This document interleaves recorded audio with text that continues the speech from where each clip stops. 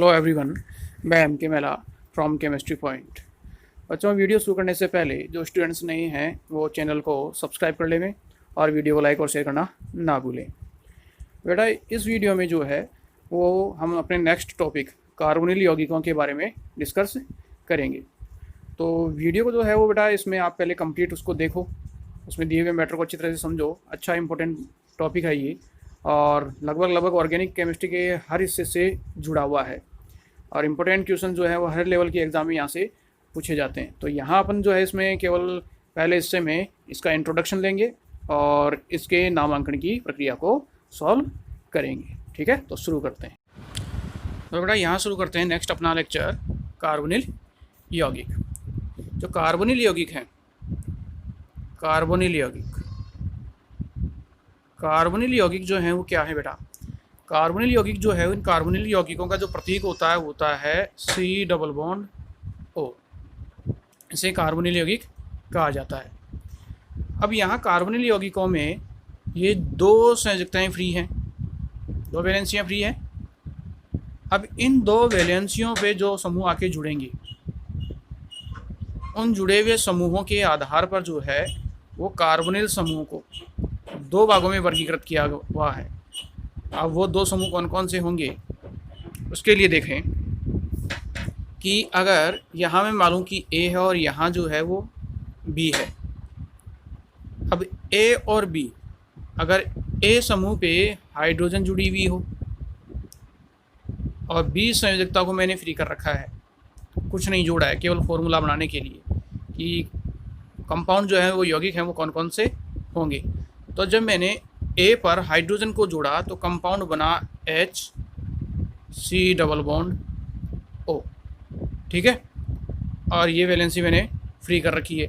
आप उल्टा भी ले सकते हो इसे, जैसे C डबल बॉन्ड O, दो वैलेंसियाँ थी, कार्बोनिल यौगिक की दो वैलेंसियाँ थी, इनमें से एक वैलेंसी पे मैंने क्या जोड़ दी, एक संयोजकता पे क्या जोड़ दिया, हाइड्रोजन को जोड़ दिया।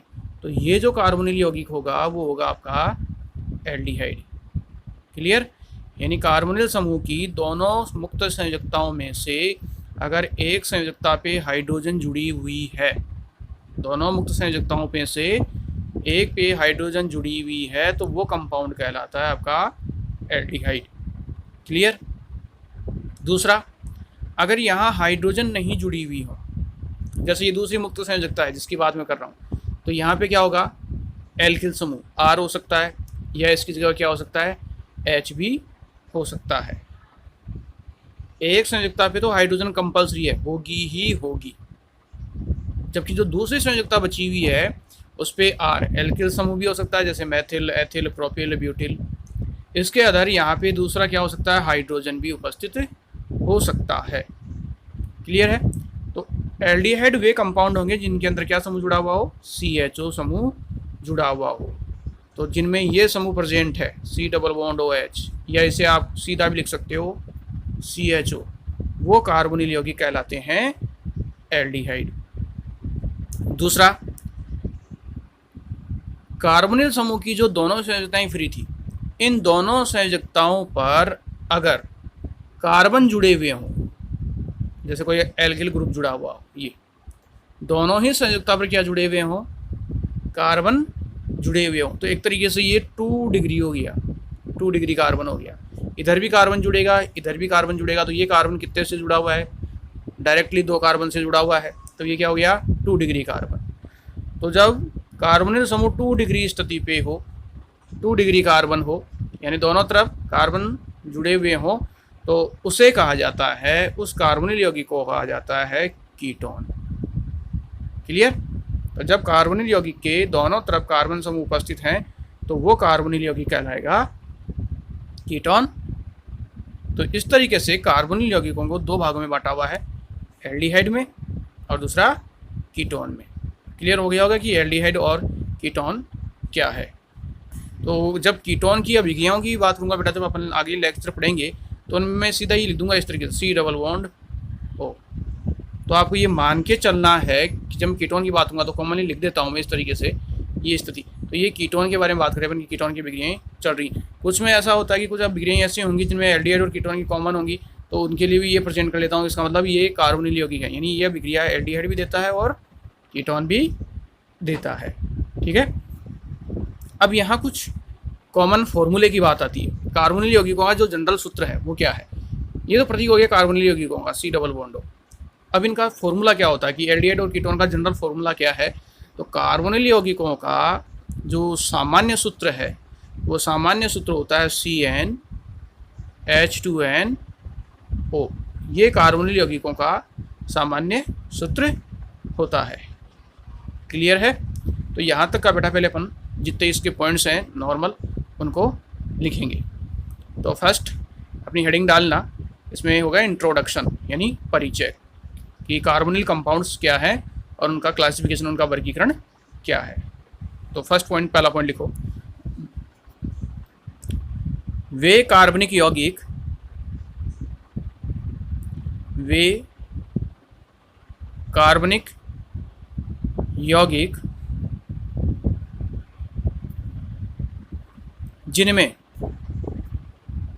जिनमें और ये बेटा जो मैं लिख रहा हूँ, जिनमें सी डबल बॉन्ड हो, ये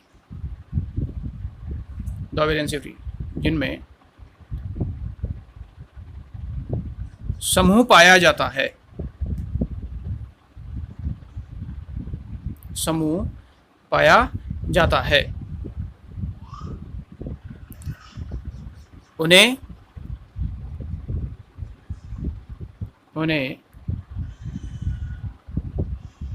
कार्बोनिल या,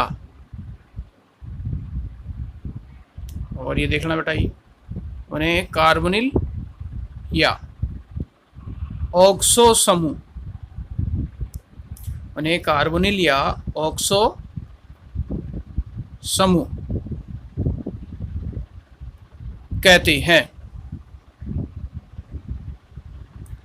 पॉइंट दोबारा रिपीट कर रहा हूं, वे कार्बनिक यौगिक जिनमें सी डबल बॉन्ड हो, समूह पाया जाता है, उन्हें कार्बोनिल या ऑक्सो समूह कहा जाता है।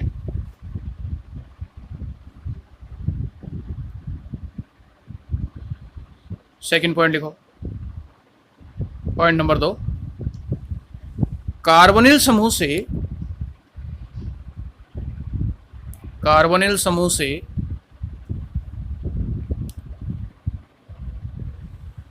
जुड़े परमाणु या, कार्बोनिल समूह से जुड़े परमाणु या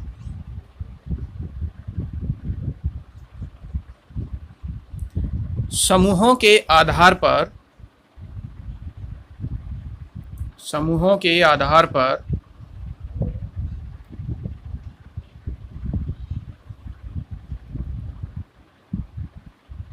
इन्हें दो वर्गों में विभाजित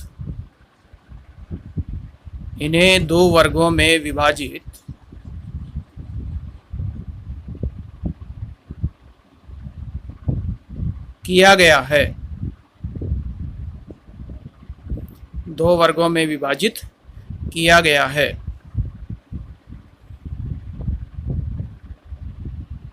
थर्ड पॉइंट,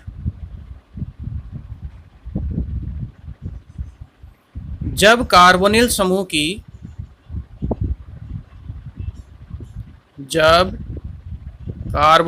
की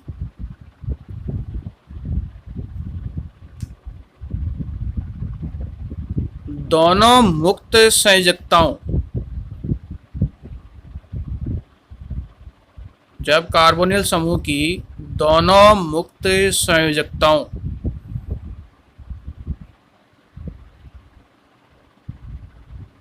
में से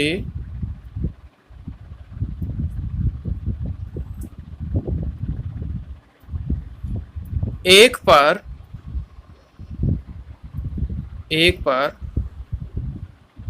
हाइड्रोजन परमाणु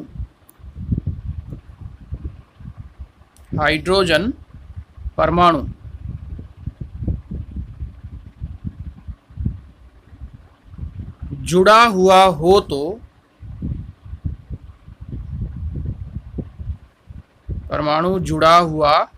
तो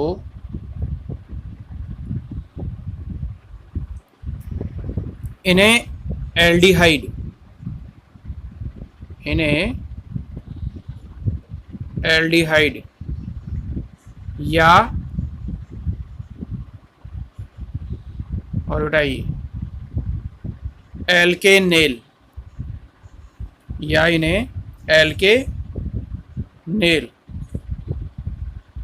इन्हें एल्डिहाइड या एल्केनेल। और ब्रैकेट में क्या लिखोगे? ब्रैकेट में लिखना आपको CHO, ब्रैकेट में लिखो CHO कहा जाता है, कहा जाता है। नेक्स्ट अगला, जब कार्बोनिल समूह की, जब कार्बोनिल समूह की दोनों संयोजकताओं पर, जब कार्बोनिल समूह की दोनों संयोजकताओं पर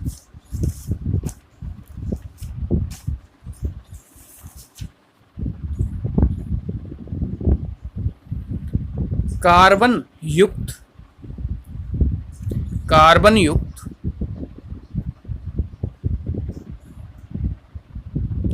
समूह जुड़े हुए हों, कार्बन युक्त समूह जुड़े हुए हों,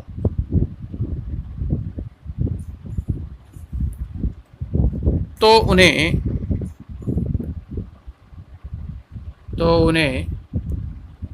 और बेटा ये कीटोन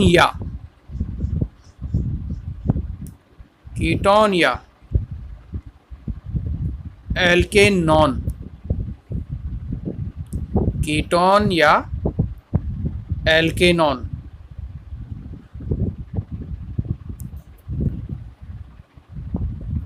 और ब्रैकेट में करोगे इसका फॉर्मूला RC⋯O R, कीटोन या एल्केनॉन, और ब्रैकेट में RC⋯O R कहती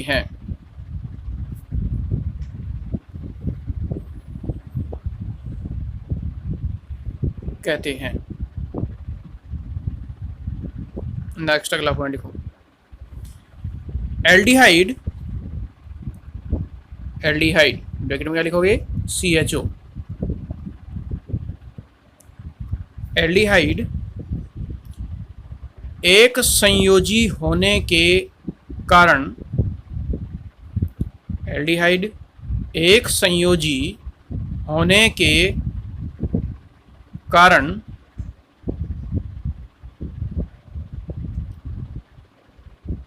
सदैव कार्बन श्रृंखला के किनारे पर स्थित होता है,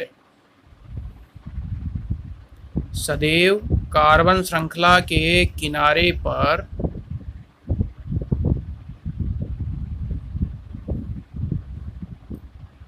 स्थित होता है।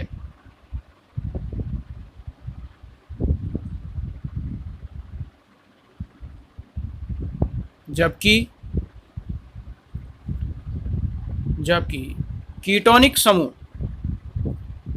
और ब्रैकेट में लिखोगे ये C⋯O, जबकि कीटोनिक समूह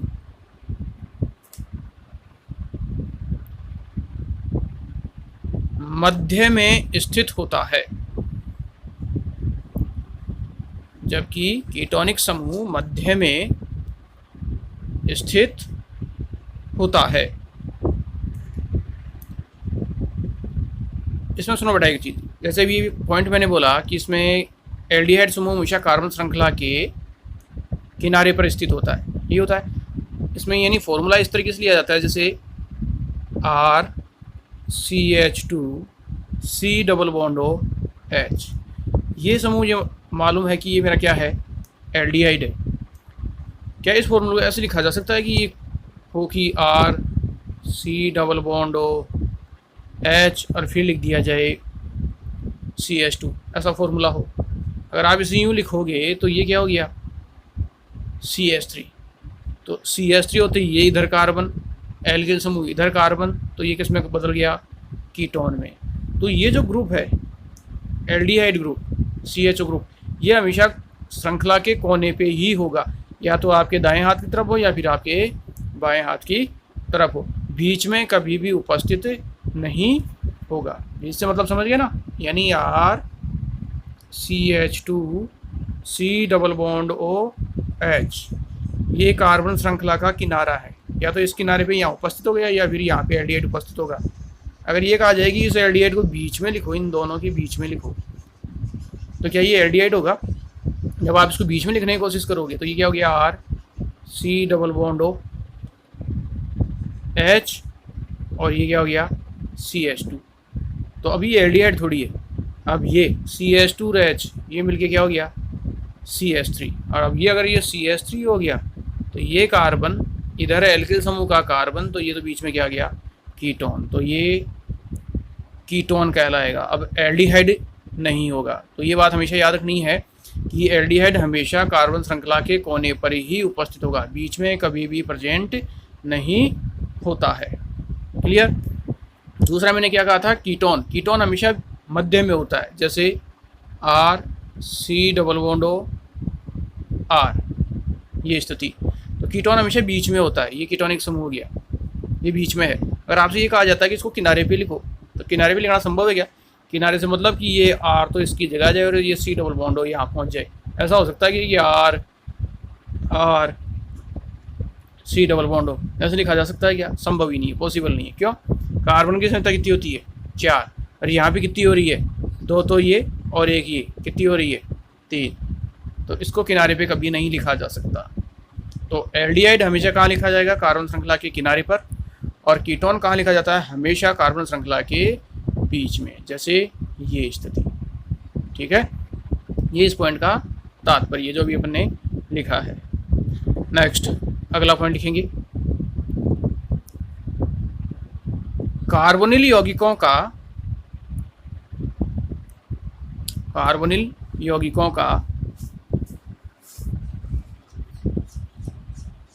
सामान्य सूत्र,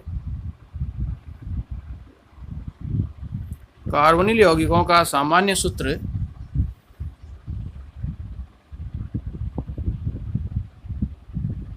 और बेटा ये CnH2nO, कार्बोनिल यौगिकों का सामान्य सूत्र CnH2nO होता है। CnH2nO होता है। इसमें एक क्वेश्चन तो आता है ये कि कार्बोनिल यौगिकों का सामान्य सूत्र दीजिए, ये ऑब्जेक्टिव क्वेश्चन में भी सबसे ज़्यादा पूछा जाता है CnH2nO। जैसे यानी एल्डिहाइड और कीटोन दोनों का जनरल फॉर्मूला सामान्य सूत्र हो गया CnH2nO, या संयुक्त रूप से कार्बोनिल यौगिकों का सामान्य सूत्र। तो ये तो था बेटा इसमें अपना जनरल इंट्रोडक्शन की कार्बोनिल यौगिक क्या है।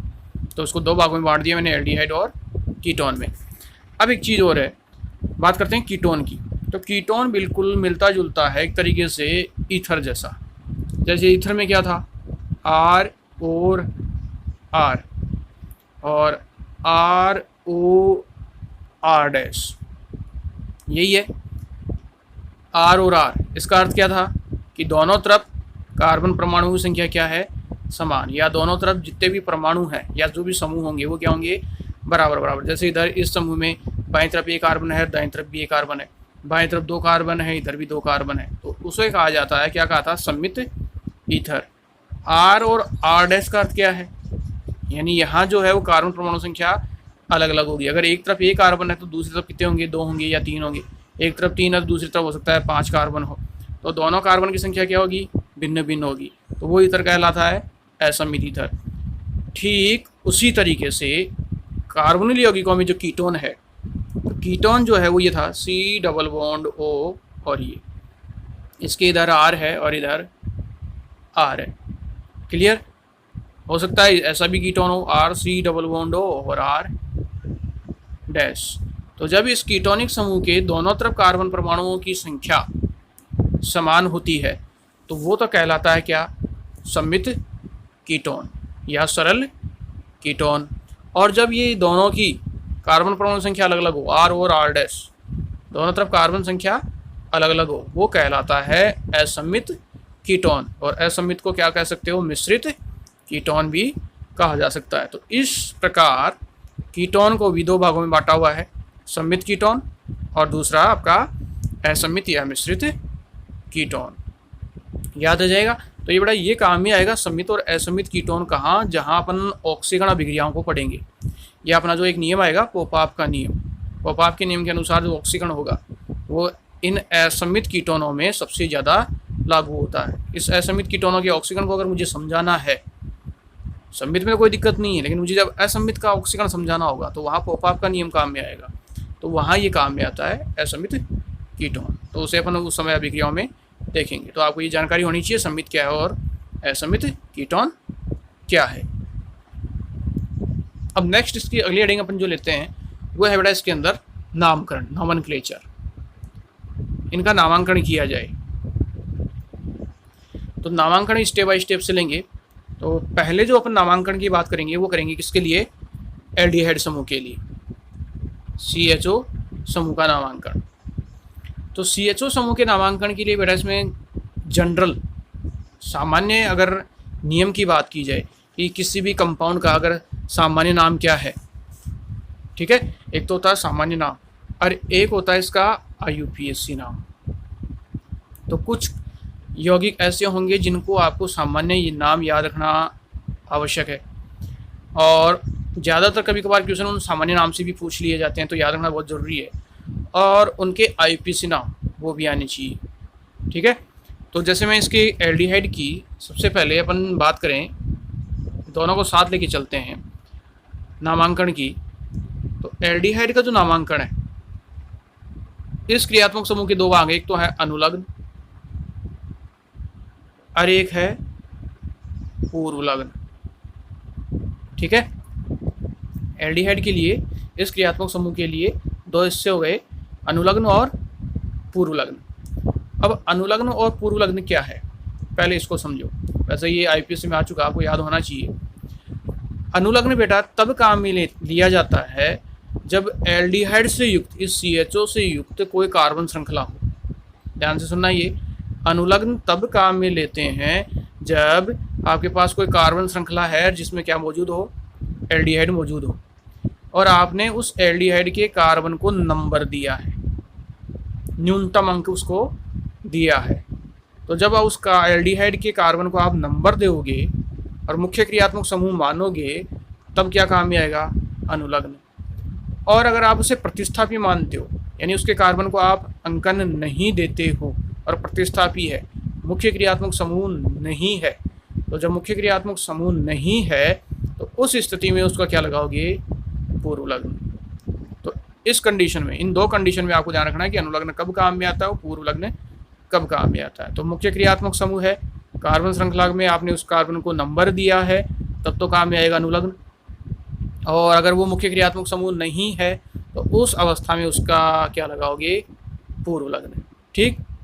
अब अनुलग्न क्या है, अनुलग्न इसका है वो है एल, एल्डिहाइड का अनुलग्न होता है एल, और पूर्वलग्न होता है इसका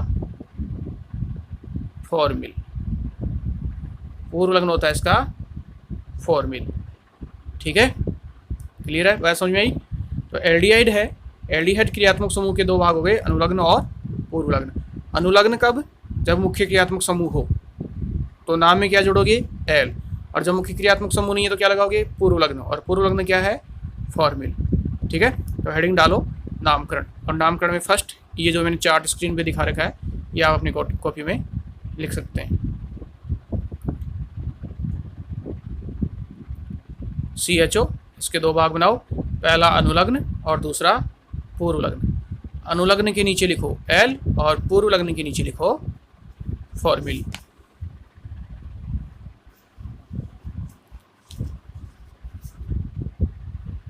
अनुलग्न के नीचे एल और पूर्वलग्न के नीचे फॉर्मिल।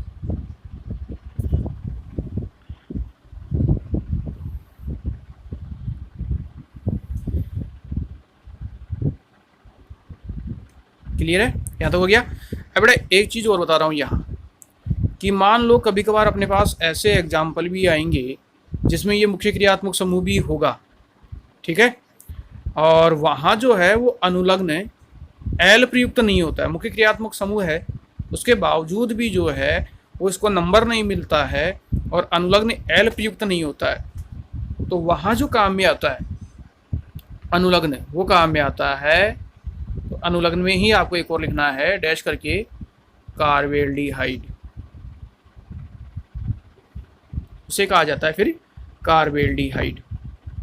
ये अनुलग्न ही है कि मुख्य क्रियात्मक समूह तो है, मुख्य क्रियात्मक समूह है, लेकिन मैंने उसको नंबर नहीं दिया है, उसके कार्बन को नंबर नहीं दिया है, मुख्य होते हुए भी नंबर नहीं दिया है, तो उस अवस्था में जब अनुलग्न काम में आएगा वो आएगा कार्बेल्डिहाइड।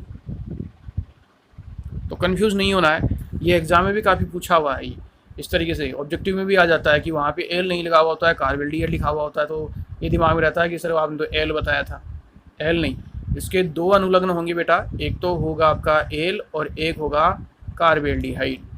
तो एल कब काम में लेना याद रह गया, एल अनुलग्न तब काम में आता है जब ये मुख्य क्रियात्मक समूह है और आपने इसके मुख्य क्रियात्मक समूह के कार्बन को नंबर दिया है, तब तो काम में आएगा एल।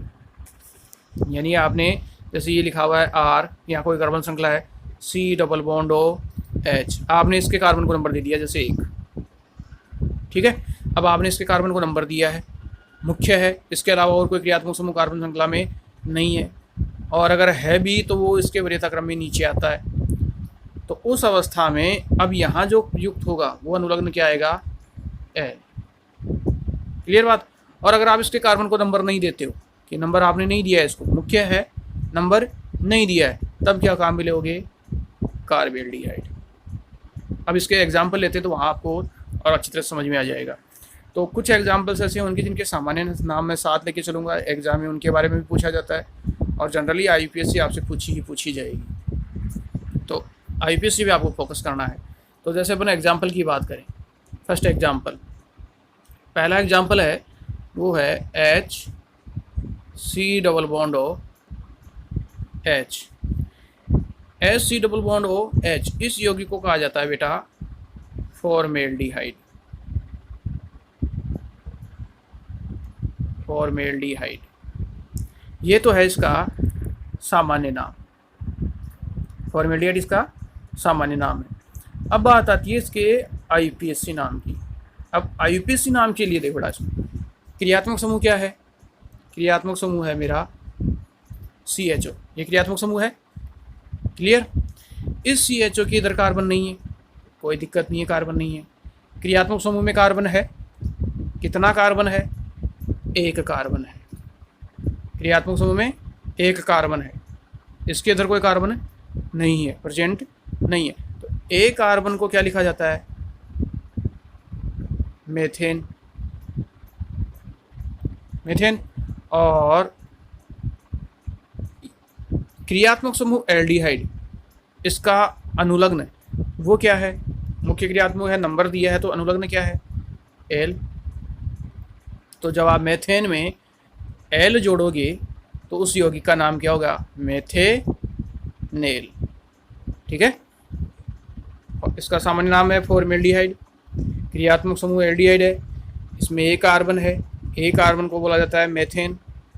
अब मुख्य क्रियात्मक समूह है तो उसका अनुलग्न क्या काम मिलोगे, नंबर दिया है तो एल, और मेथेन में एल जोड़ोगे तो नाम क्या हो जाएगा, मेथेनेल।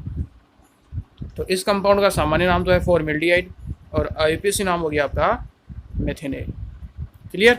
तो फर्स्ट जो कंपाउंड है इसको अपनी कॉपी में साथ लिख सकते हो, ये H C double bond O H, इसका सामान्य नाम तो हो गया फॉर्मेल्डिहाइड,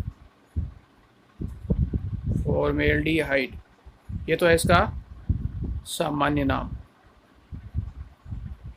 और मेथेनेल, मेथेनेल, ये हो गया इसका IUPAC नाम। ये आपका फर्स्ट एग्जाम्पल।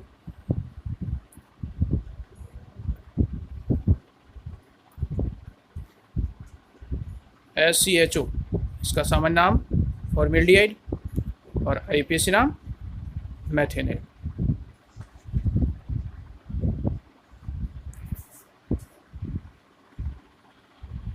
लिख लिया होगा। सेकंड एग्जांपल की बात करते हैं, दूसरा एग्जांपल लेता हूं मैं। तो दूसरा एग्जांपल है मेरे पास CH3 C double bond O H। CH3 C double bond H, इसको कहा जाता है बेटा एसिटेल्डिहाइड। एसिटेल्डिहाइड, एसिटेल्डिहाइड इसका सामान्य नाम है। एसिटेल्डिहाइड इसका सामान्य नाम है। अब इसका आईयूपीएसी नाम बताओ। आईयूपीएसी नाम क्या होगा? देखो क्रियात्मक समूह प्रेजेंट है इसके अंदर। क्रियात्मक समूह क्या है इसमें? क्रियात्मक समूह CHO है। तो आईयूपीएसी नाम बताओ।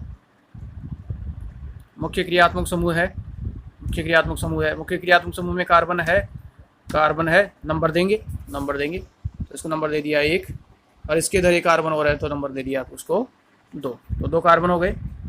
2 कार्बन के लिए क्या काम में आता है? एथेन।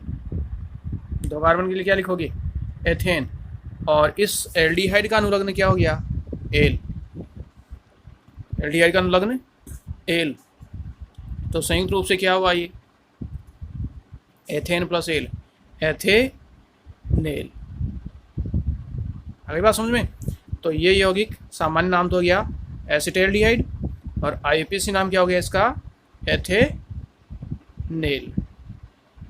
ये आपका सेकंड, दूसरा।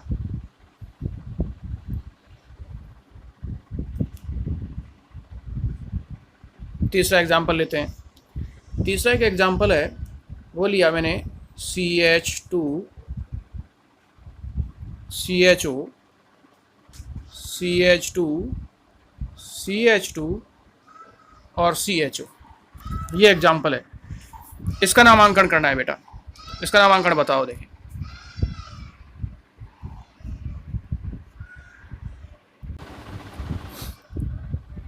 बनाया नामांकन। CH2 CHO CH2 CH2 CHO। इसका आईयूपीएसी नाम बताओ क्या होगा? तो आईयूपीएसी नाम के लिए बड़ा सिंपल है। देखो कार्बन श्रृंखला की दोनों तरफ क्या दिया हुआ है? CHO समूह जुड़ा हुआ है। तो मेरी मुख्य लंबी कार्बन श्रृंखला यही हो गई। यही मेरी मुख्य लंबी कार्बन श्रृंखला है। अब कार्बन श्रृंखला का अंकन आप कहीं से भी कर लो, क्योंकि इसके दोनों छोर पे क्या उपस्थित है? एल्डिहाइड, मेरा मुख्य क्रियात्मक समूह उपस्थित है। क्लियर है? तो मैंने मान लो इधर से अंकन शुरू कर दिया। इसका 1, ये 2, ये 3, ये 4 और ये 5 हो गया। अब 5 कार्बन को क्या बोलते हो? पेंटेन। 5 कार्बन को होता है पेंटेन। अब यहाँ आपने इस CH और इस CHO दोनों समूहों को क्या दिया है? नंबर दिया है। अब कौन कौन से नंबर पे है? एक तो 1 नंबर पे है और एक 5 नंबर पे है। तो पेंटेन 1,5 डाई और इसका अनुलग्न है एल। तो नामांकन क्या हो गया? Pentane 1,5 dial. दोबारा देखना बेटा इसमें CH2 CHO CH2 CH2 और CHO। नंबर आप कहीं से भी दे सकते हो, 1 2 3 4 और 5। 5 थे, 5 के लिए लिखा आपने पेंटेन या पेंटेन 1 नंबर पे क्रियात्मक समूह है, 5 नंबर पे क्रियात्मक समूह है। 1,5 2 बार आया है तो डाई, और इसका अनुलग्न नंबर दिया है तो इसका अनुलग्न ए। तो ये इस यौगिक का नामांकन हो गया पेंटेन 1,5 डाई एल। ये इसका आईयूपीएसी नामांकन, पेंटेन 1,5 डाई एल।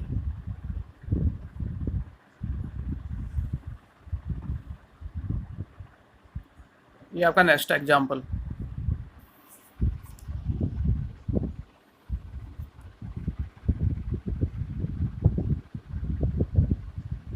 अगला एग्जाम्पल लेते हैं बेटा। ये भी बहुत इंपॉर्टेंट है। और प्रैक्टिकल एग्जाम में पूछा हुआ है, कंपटीशन एग्जाम में भी पूछा हुआ है। इसका नामांकन बताओगे, जैसे CH2 CHO, थ्योरेटिकल में भी पूछा हुआ, ऐसी बात नहीं है। CHO CH2 CHO, इसका नामांकन करना है। IPC नामांकन फटाफट करके बताओ क्या नाम होगा।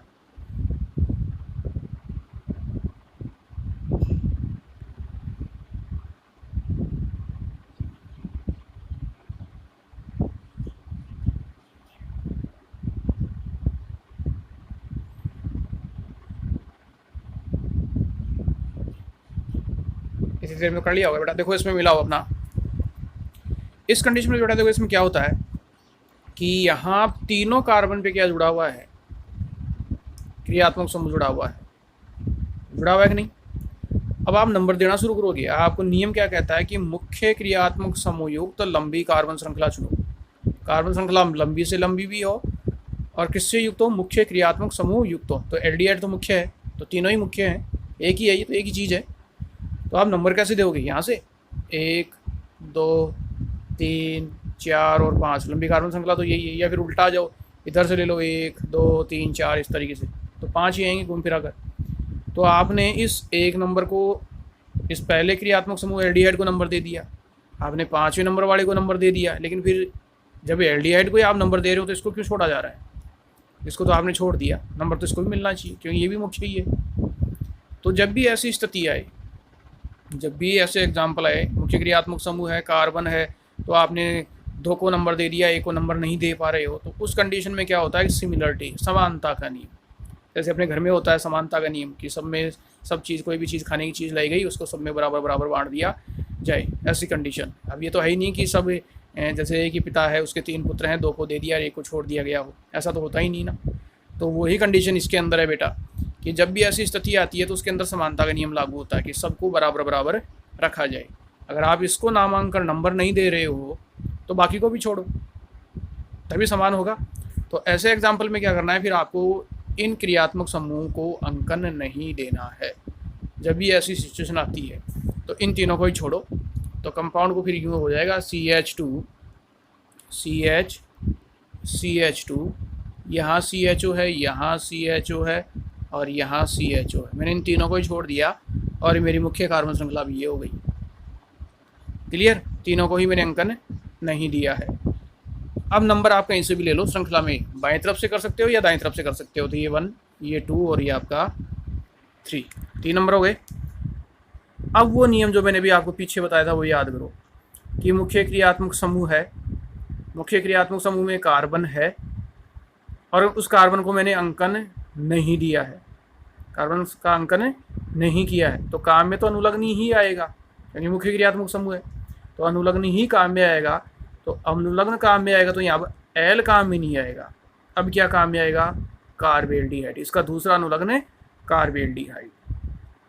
क्लियर है। तो इस स्थिति में काम में आता है वो आपका अनुलग्न दूसरा कार्बेल्डिहाइड की मुख्य भी है, मैंने कार्बन को अंकन भी नहीं किया है, तो उस अवस्था में वो काम में लेऊंगा फिर मैं कार्बेल्डिहाइड।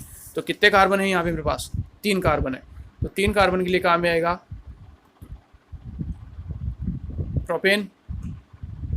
अब 1 2 और 3, 1 नंबर पे एल्डिहाइड, 2 पे एल्डिहाइड और 3 पे एल्डिहाइड है, तो 1 2 3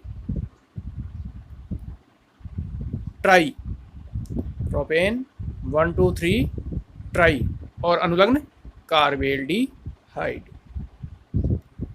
तो अपनी कॉपी में इसमें राइट डाउन कर लेना, इसको नामांकन लिखना, propane dash 1 2 3 dash try carbaldehyde,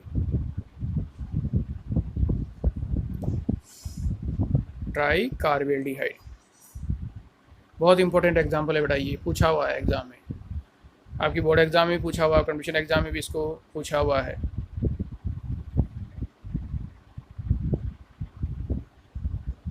ये इसका नामांकन। क्लियर। तो अब अंतर मालूम हो गया कब तो एल काम में लेना है और कब कार्बेल्डिहाइड काम में लेना है। क्लियर है। नेक्स्ट एक एग्जाम्पल और लेते हैं, जैसे CH2 डबल बॉन्ड CH और CHO, सिंपल छोटा सा एग्जाम्पल है। इसका नामांकन क्या होगा, इसका आईपीसी नामांकन बताओ, इसके आईपीसी नामांकन। अब ध्यान रखना यहाँ इसमें एक डबल बॉन्ड है। मुख्य क्रियात्मक समूह तो आपका ये है ही, एल्डिहाइड कार्बन है, तो यहाँ तो असमंजस की कोई स्थिति है ही नहीं। एक ही कार्बन, एक ही मुख्य क्रियात्मक समूह है, तो कार्बन है नंबर दे सकते हो, तो एक क्रियात्मक समूह, मुख्य क्रियात्मक समूह तो कार्बन लंबी श्रृंखला तो यही है। क्रियात्मक समूह को न्यूनतम अंक मिले, आईपीसी नामकरण याद होंगे नियम, तो एक, ये दो और ये तीन। ठीक है, अब नामांकन करो। 3 कार्बन के लिए काम में आता है। देखो अब इसके अलग अलग हो सकते हैं बेटा, वो ऑब्जेक्टिव क्वेश्चन पे डिपेंड करता है।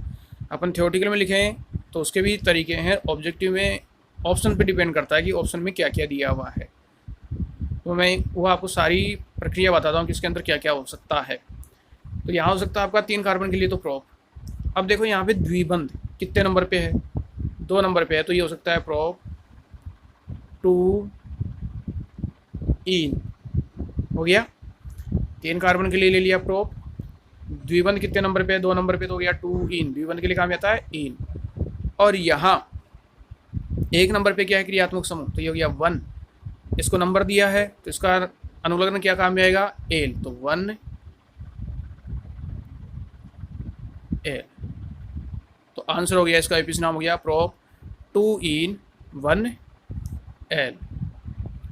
अब ऑप्शन में मान लो ऐसा कुछ नहीं है, ऑप्शन में तो दूसरा भी हो सकता है। आपने थ्योरेटिकल में इसको युग दिया तो ठीक है, कोई दिक्कत नहीं है। ऑब्जेक्टिव की बात करें, मान लो ऑप्शन में ऐसा नहीं दिया तो और क्या हो सकता है, तो इसको यूँ लिखा जा सकता है 2 प्रोपीन 1 एल, 2 प्रोपीन 1 एल। तो ऑप्शन में इस तरीके से भी हो सकता है। तो ये इसके नामांकन को लिखने का तरीका है कि आप इसे प्रोप 2 इन 1 एल लिखते हैं या 2 प्रोपीन 1 एल लिखते हैं, दोनों ही नामांकन सही है। डिपेंड करता है ऑब्जेक्टिव में कि ऑप्शंस आपके क्या दिए हुए हैं। क्लियर है, तो ये आप दोनों नामांकन बीच में या करके लिख सकते हैं इसमें, प्रोप 2 इन 1 एल या 2 प्रोपीन 1 एल।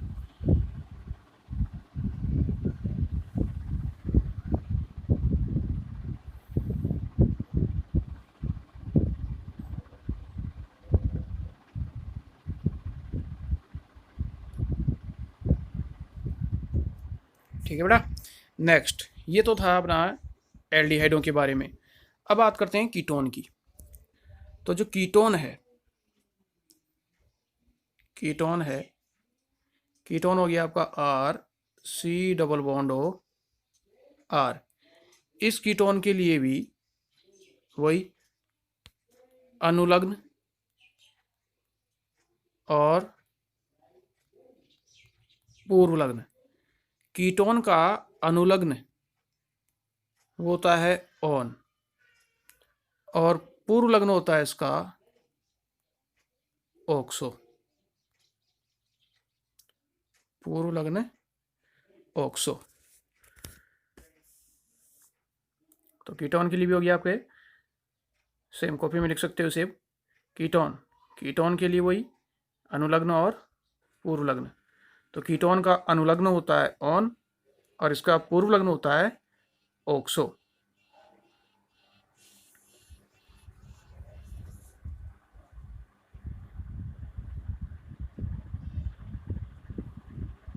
अनुलग्न ऑन और पूर्वलग्न ऑक्सो। तो अब ये मालूम हो गया होगा कि अनुलग्न तो कब काम में लेना है और पूर्वलग्न कब काम में लेना है। तो अनुलग्न तब काम में लिया जाता है जब मुख्य क्रियात्मक समूह हो और उसके कार्बन को आपने नंबर दिया है। मुख्य क्रियात्मक समूह हो और उसके कार्बन को अगर आपने नंबर दिया है तो है ऑन, और अगर मुख्य क्रियात्मक समूह नहीं है, प्रतिस्थापी है, तो उसका फिर क्या काम मिलोगे, पूर्वलग्न। और पूर्वलग्न क्या होगा इसका, ऑक्सो। ठीक है, अब इसके एग्जांपल्स देखते हैं। अब इसके एग्जांपल की बात आती है।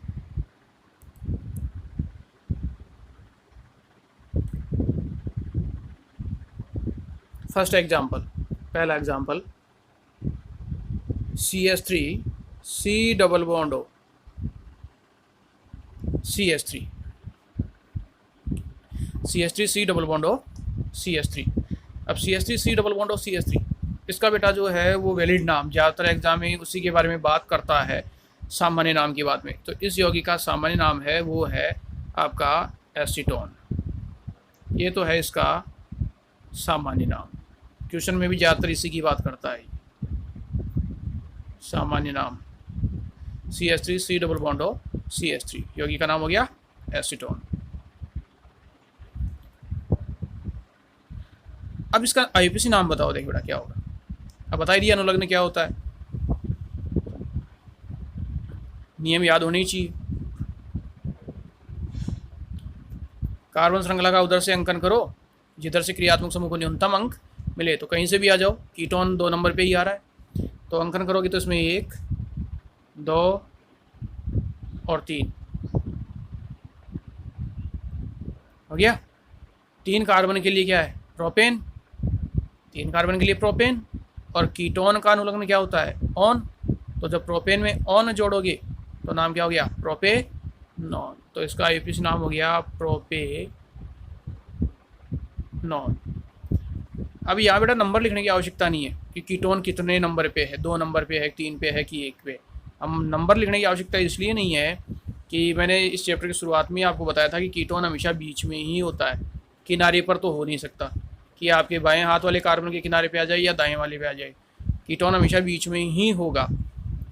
इसके अलावा इसकी आप स्थिति जगह बदल नहीं सकते, तो संख्या लिखने की आवश्यकता नहीं है।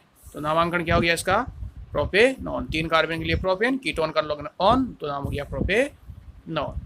क्लियर है, ये इसका नामांकन। दूसरा बेटा, ये कीटोन कैसा है, 2 होते हैं ना अपने कीटोन, जैसे ईथर 2 थे, सम्मित और असम्मित या मिश्रित।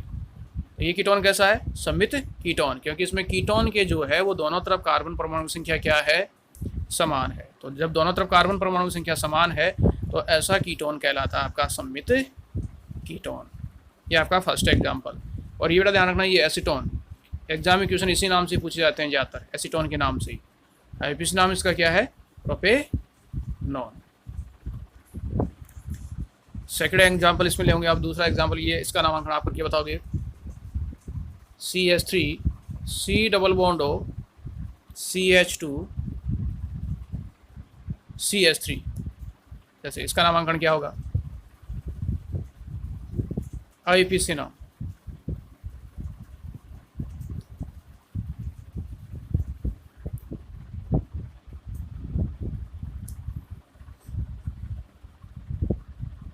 नियम याद रखना, क्रियात्मक समूह को न्यूनतम अंक मिले। कार्बन श्रृंखला का अंकन उधर से करना जिधर से क्रियात्मक समूह को न्यूनतम अंक मिलता हो। तो यहाँ से करोगे तो 1 2 3 और 4, और अगर आपने उल्टा किया है तो इधर से करोगे तो 1 2 और 3 नंबर पे आएगा। तो वैलिड अपना यही है, इधर से करेंगे 2 नंबर पे आता है। तो अब नामांकन करना आसान है, सिंपल है। 4 कार्बन के लिए क्या आता है, ब्यूटेन। 4 कार्बन के लिए यूँ कर सकते हो ब्यूटेन। वो ऑब्जेक्टिव पे जो वैसे मैंने पीछे बात बताई थी वो उसी तरीके से इस पर डिपेंड करेगा, ब्यूटेन। अब देखो यहाँ पे कीटोन कितने नंबर पे है, 2 नंबर पे, तो 2 ऑन, ओके, क्रियात्मक समूह है और इसने आपने अंकन दिया है तो गया ब्यूटेन 2 ऑन।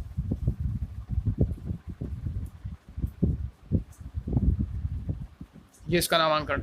इसके अलावा ऐसे और क्या लिखा जा सकता है, जैसे अभी मैंने पीछे बताया था एक, जैसे अभी एल्डिहाइड में लेके बताया था, इसका दूसरा नामांकन यहाँ तक लिख लिया। इसका दूसरा नाम क्या हो सकता है, इसका दूसरा नाम हो सकता है 2 ब्यूटेनॉन। 2 ब्यूटेनॉन भी से कहा जा सकता है। ब्यूटेन, इसमें क्या जोड़ दोगे, ऑन, तो ब्यूटेन में ऑन जोड़ोगे तो हो गया ब्यूटेनॉन। अब ऑन कितने नंबर पे था, 2 पे, तो ये हो गया 2 ब्यूटेनॉन। ये इसका नामांकन।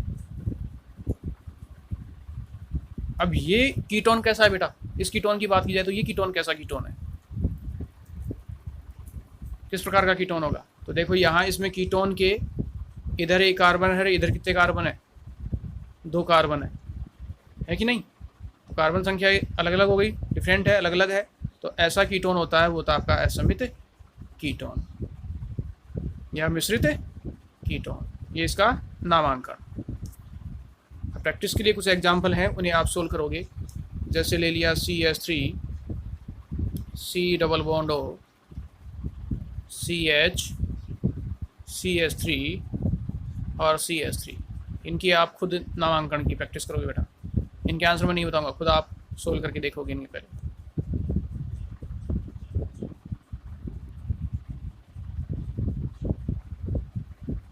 CH3, C double bond O, CH, CH3 और CH3।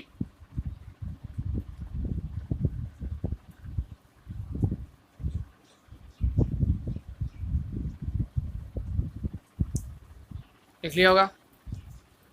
Second example, CH3, C, CH3, CH3, CH2, C double bond O, CH3।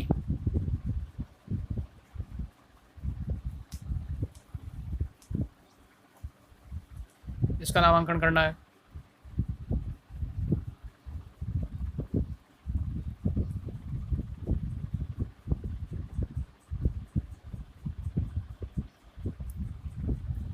Clear? और एक आखिरी एग्जांपल और लेंगे, CH2 double bond CH, CH, CH3, C double bond O,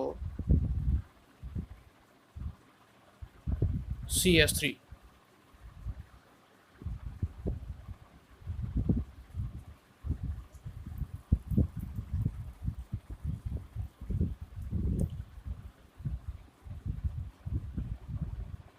ठीक है, तो यहाँ तक जो है बेटा अपना एल्डिहाइड का और कीटोन का जनरल इंट्रोडक्शन और इनके नामांकन की प्रक्रिया। तो आप इन क्वेश्चन को सोल्व करके देखेंगे। कोई प्रॉब्लम हो तो आप मुझे जो है वो कमेंट्स बॉक्स में जाके कमेंट कर सकते हैं। उनका सॉल्यूशन आगे के लिए वीडियो जो होंगे उनके अंदर कर दिया जाएगा।